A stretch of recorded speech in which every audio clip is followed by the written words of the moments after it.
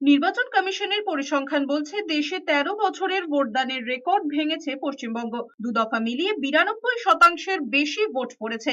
নানান কারণে যারা ভোট দিতেন না বা নানান কারণে যারা ভোট দিতে পারতেন না, এসআইআর পর্বের পর তারা অনেকেই এবার ভোট দিয়েছেন। ফলে ভোটদানের রেকর্ড বৃদ্ধি হয়েছে।